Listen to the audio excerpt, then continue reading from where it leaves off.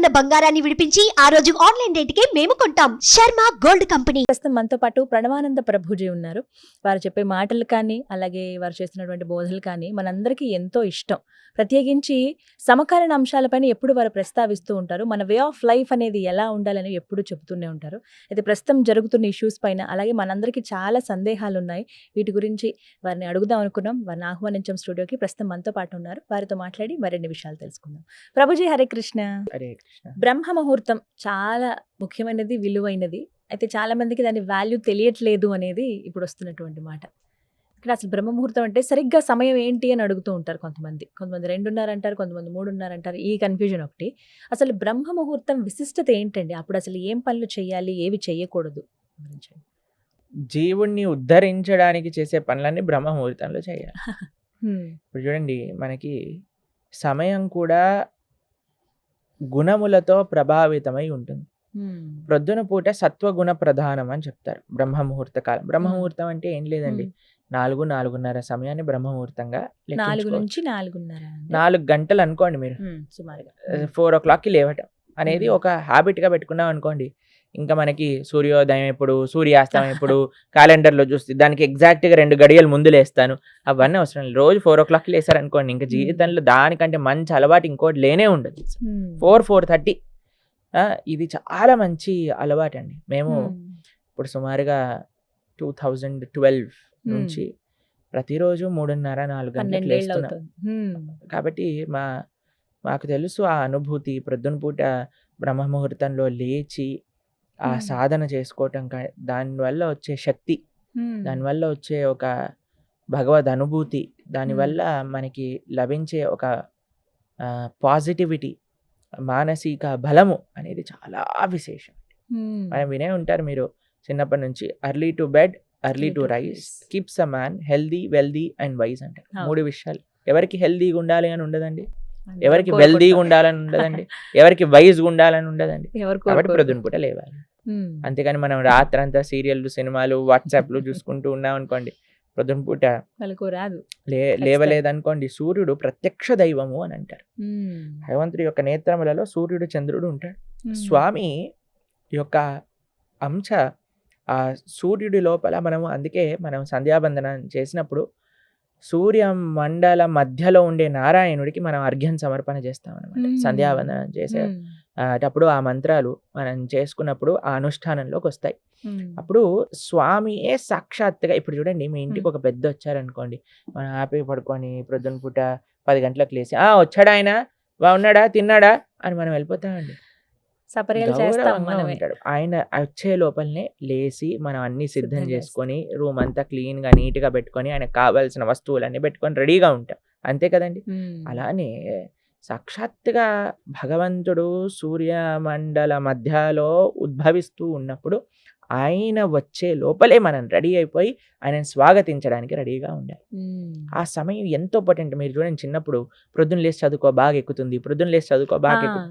నేను చదువుకునే సమయంలో అండి, ఇంజనీరింగ్ చేసేటప్పుడైనా 10th, 11th, 12th ఏ టైంలోనైనా ఏం చేసేవాళ్ళం అంటే ప్రొద్దున్నే లేసేవాళ్ళం. ఎగ్జామ్ ముందు లేచి, అయితే చాలా ప్రొద్దున పూట లేసినప్పుడు నిద్ర వచ్చేదనమాట. అప్పుడు మేము ఒక స్టడీ చూసాం అనమాట. ఏంటంటే ప్రొద్దున పూట లేసాక ఎప్పుడైనా ఆపిల్ తింటే నిద్రపోతుంది అని. అయితే ప్రొద్దున పూట లేసి స్నానం చేసి ఆపిల్ తినేసేవాళ్ళం. నిజంగా నిద్ర వచ్చేది కాదు, ఇంకా చదువుకుంటూ ఉండేవాళ్ళం. మేము ఎక్కువ చదివే వాళ్ళం కాదండి, ఉత్తే ఎగ్జామ్ ముందే అలా చదువుకొని వెళ్ళిపోయేవాళ్ళం. అన్నిట్లో ఫుల్ మార్కులు వచ్చేసేవి అనమాట. జ్ఞాపక శక్తి బాగుంటుంది. అయితే అది చాలా ప్రభావితం చేస్తుంది. అప్పుడు చదువు ఎలా బాగా అయితే చదువుకోగలిగామో, ఇప్పుడు ఆధ్యాత్మిక సాధన కూడా అంత బాగా చేయగలుగుతున్నాం. ప్రొద్దున్నే లేసి జపం చేసుకోగలుగుతాం. రాత్రి ఎంతసేపు అయినా వెలుకుని ఉంటాం కానీ తెల్లారి మాత్రం లేవలేమండి అంటారు చాలా మంది. ఎందుకో తెలుసా అండి, దాన్ని రాక్షస ప్రవృత్తి అంటారు. ఎందుకంటే రాక్షసులకు నిశాచరులు అని పేరు. తెలిసినా మీకు? రాత్రిపూట తిరుగుతాయి. ఇప్పుడు చూడండి, ఇంట్లో పిల్లలకి ఏం చెప్తాయి, ఏయ్ రాత్రిపూట అన్ని దయ్యాలు ఉంటాయి, పడుకోండి అని చెప్తాను చిన్నప్పుడు ఉన్నప్పుడు.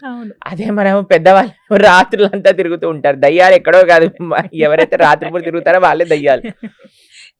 కాబట్టి మనము ఒక మంచి మనిషి, ఒక మంచి బిహేవియర్ ఉన్న, డిసిప్లిన్ ఉన్న వాళ్ళు ఏం చేస్తారు అని అంటే త్వరగా పడుకుంటారు. మీకు ఒక విషయం చెప్తానండి, ఇక్కడ ఇండియాలో నేను చూస్తే చాలా మందికి 10-11 కామన్ టైం నిద్రపోవడం. 11:30, 12. 11 మీకు ఒక దాటాలి విషయం అంతే. చెప్తే ఆశ్చర్యపోతారు. ప్రపంచంలో మేము ఎక్కడికి వెళ్ళినా చూస్తాము 6, 6:30, 7, 7:30 కల్లా అన్నీ మూసేసుకొని పడుకుంటారు. హా, హా. అంటే సాధారణంగా పల్లెటూర్లలో ఇలా చూస్తాము. ఇప్పుడు పల్లెటూర్లలో కూడా అన్ని ఊర్ల పైన డిష్లు ఉన్నాయి కదండి, వాళ్ళు కూడా నిద్రపోనివ్వట్లేదు. ఎందుకంటే అన్ని తలుపులేసుకొని మెయిన్ ఇంట్లో సీరియల్లు 8:30, 9కే కదా వచ్చేవి. అవును. కాబట్టి Correct. పల్లెటూర్లలో ఎలా పడుకుంటున్నారు చెప్పండి? Hmm. పల్లెటూర్లలో లేదు, సిటీలో లేదు, అన్న ఒకటే అయిపోయాయి ఇప్పుడు. ఎక్కడ నిజమండి అదైతే. సినిమా ఇంకా ఫోన్, టీవీ, ఫోన్ ఎక్కడైతే ఉంటుందో ఎక్కడైనా ఖరాబ్ చేసేస్తుంది. కానీ మేము పాశ్చాత్య దేశంలో చూసాం, ఆస్ట్రేలియా వెళ్ళినప్పుడు మేము చూసాం, అందరూ 7:30 అయిపోయింది అంటే అసలు ఏదైనా కర్ఫ్యూ ఉందా అని అనిపిస్తుంది అనమాట. అలా ఆ. ఉండిపోతుంది. అందరూ పడుకుంటారు, లైట్లన్నీ ఆఫ్ అయిపోతాయి. Hmm. ప్రొద్దున పుట్ట అందరూ లేచి ఎంత మంది మేము సంధ్యావందనం చేసుకోవడానికి వెళ్తూ ఉండేవాళ్ళం అనమాట నదీ తీరానికి. Hmm. అప్పుడు అందరు కూడా జాగింగ్ చేస్తాం. ఎంత మంది, ఎవ్రీబడి ఇస్ సెల్ఫ్ కాన్షియస్. నేను ఆరోగ్యంగా ఉండాలి, Hmm. నేను బాగుండాలి, త్వరగా పడుకోవాలి, త్వరగా లేవాలి, ఎక్సర్సైజ్ చేయాలి. Hmm. మన వాళ్ళకి ఎప్పుడు చూసినా ఎంత లేట్ నైట్ అయినా ఏం పర్వాలేదు, కానీ అందుకే చూడండి మన వాళ్ళకి డిసిప్లిన్ మెల్లమెల్లగా పోతుంది. ఎందుకంటే మనం పాశ్చాత్య అలవాట్లు అని అనుకొని మనం ఇలా తయారైపోయాం. వాళ్ళు మాత్రం ఉద్ధరింపబడుతున్నారు. వాళ్ళు యోగా Hmm. మెయిన్, అమెరికాలో చేస్తారు. అన్నిటికంటే మెయిన్ ఏంటి అంటే యోగా, మెడిటేషన్, కీర్తన్. హా. లండన్లో మీరు చూడండి, మీరు రాధికా దాస్ అనే ఒక డివోటీ ఉన్నారు. ఆయన పెద్ద పెద్ద చర్చిలలో మొత్తం చర్చ్ నిండా అందరూ వేలాది మందిలో కూర్చొని Hmm. అందరూ కీర్తన్ మెడిటేషన్, కీర్తన్ యోగా, కీర్తన్ చేస్తూ ఉంటారు. Hmm. కీర్తన్, మెడిటేషన్, యోగా, యోగా. ఈ 3 ప్రపంచ వ్యాప్తం అయిపోయాయి. Hmm. అందరూ భారతదేశానికి ఈ 3 నేర్చుకోవడానికి వస్తున్నారు. మనవాడు మాత్రం రాత్రిపూట ఓటీటీలో ఆ వెబ్ సిరీస్ చూసుకుంటూ టైం గడిపేస్తారు. Hmm. ఇంత ఏమైనా కొన్ని టిప్స్ చెప్పండి ప్రభు, ఎర్లీ మార్నింగ్ ఏం లేదు, ఫోన్ తీసి అవతల పడేయండి.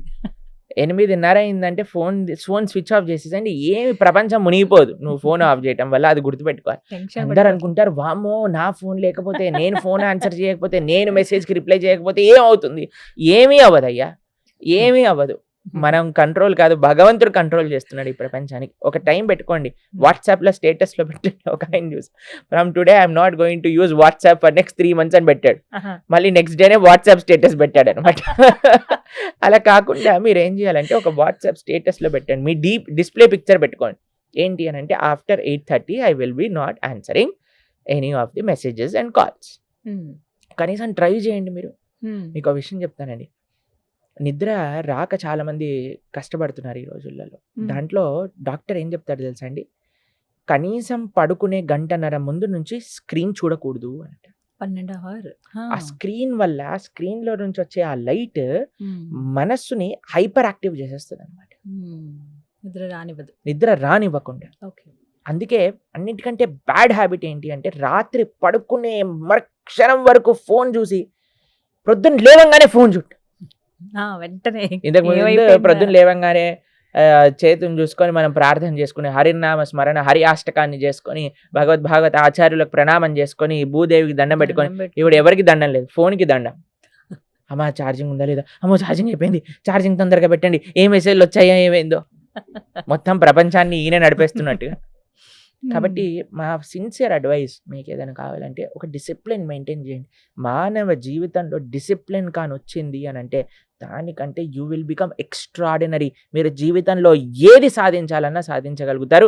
కొన్ని డిసిప్లినరీ యాక్షన్స్, యుక్తాహార విహారస్య, కృష్ణుడు అదే చెప్పాడు, discipline in eating, sleeping and defending. అన్నిట్లో మనం చేసే అన్నిట్లో కూడా డిసిప్లిన్ అనేది అవసరం. నిద్రలో చెప్తున్నాను, ఈజీ. ఎంత త్వరగా వీలైతే అంత త్వరగా తినేసేయండి. ఈవినింగ్స్ 6:30, 7 కల్లా అయిపోవాలి డిన్నర్. 8:30 కల్లా ఫోన్ పక్కన పెట్టేసేయండి. కావాలి అని అంటే ఒక మంచి పుస్తకం తీసుకోండి, పుస్తకం పట్టుకోండి, చదువుకోండి కొద్దిసేపు, మీ పనులు చేసుకోండి, మీ ఫ్యామిలీతో మాట్లాడండి. ఫోన్ ఉన్నంతసేపు చాలాసార్లు ఇప్పుడు చూస్తాను, నలుగురు కూర్చుంటారు, 4 ఫోన్లు పట్టుకొని, పిల్లోడేమో కార్టూన్ చూస్తూ తింటుంటాడు, ఈయనేమో న్యూస్ చూస్తూ తింటుంటాడు, ఆవిడేమో నిన్న సీరియల్ మిస్ అయిపోయిందని సీరియల్ చూస్తూ తింటూ ఉంటుంది, ఇంకొక ఆడేమో అందులో ఏదో వెబ్ సిరీస్ చూసుకుంటూ తింటూ ఉంటారు. ఏంటండి అసలు మనం ఇప్పుడు ఎవరికి టైం ఇస్తున్నాం చెప్పండి? ఇంట్లో ఉన్నట్టే ఉంటున్నాం, కానీ ఫోన్ తోటి కాపురం చేస్తున్నట్టే అయిపోయింది. ఫోన్ రూల్ చేస్తోంది అందరినీ, అలా అయిపోయింది. కాబట్టి ఫోన్ దూరం పెట్టేసేయండి, టీవీ ఆఫ్ చేసేయండి. అన్నింటికంటే బెస్ట్ విషయం అంటే టీవీ ఛానల్ వైర్ తీసేసి పీకేసేయాలన్నమాట. మా అమ్మగారు చిన్నప్పుడు ఏం చేసేవాళ్ళంటే ఎగ్జామ్‌లకి 3 నెలల ముందు టీవీ వైర్ తీసి బయట పడేసేవాళ్ళనమాట. ఇంకేం చేస్తాం చెప్పండి వైర్ లేనప్పుడు. కాబట్టి అలా చేయాలి. నిజంగా చెప్పాలంటే టీవీ తీసేయండి. ఫోన్ తగ్గిచ్చేసేయండి. జీవితం చాలా ప్రశాంతమైపోతుంది. టైంకి పడుకుంటారు. టైంకి లేస్తారు బ్రహ్మాండంగా. మా ఆశ్రమానికి వచ్చినప్పుడు చాలా సార్లు ఫోన్ పనిచేయదనమాట. ఇప్పుడు అందరూ టెన్షన్ పడిపోతారు. ఏమవుతుంది? తర్వాత ఒక రోజు అయిపోయాక బ్రహ్మాండంగా హాయిగా కీర్తనలో ఉంటారు. ప్రొద్దున పూట కనిపిస్తారా ఏమైందయ్యా నీ చాలా ఇంపార్టెంట్ అన్న ఏముంది ప్రవచనం నడుస్తున్నాయి అని ప్రశాంతంగా ఉన్నాం మేము అని అంటారని. కాబట్టి సో అంతా మన బ్రహ్మ ఆలోచన అంతే, అది ఏదో జరిగిపోతుందని. సో బ్రహ్మ ముహూర్తంలో లేవడం అలవాటు చేసుకుంటే లైఫ్ అంతా సెట్ అయిపోతుంది. చాలా మంచిది. ముఖ్యంగా పిల్లలకి అందరికీ మేము ఇచ్చే ఒక అడ్వైజ్ ఏంటంటే త్వరగా లేవండి. జీవితం చాలా మార్పు. ఒక నెల రోజులు సంకల్పం పెట్టుకోండి. నేను ప్రొద్దున పూట లేచి చూస్తానని. కొద్దిసేపు ఎక్సర్సైజ్ చేయండి, కొద్దిసేపు సాధన చేసుకోండి, కొద్దిసేపు చదువుకోండి, తర్వాత జాగింగ్ చేయండి, వాకింగ్ చేయండి, ఏదైనా చెయ్యండి, పడుకోకండి. అది ముఖ్యం. రైట్, చాలా చక్కగా వివరించారు ప్రభుజీ. హరే కృష్ణ. హరే కృష్ణ.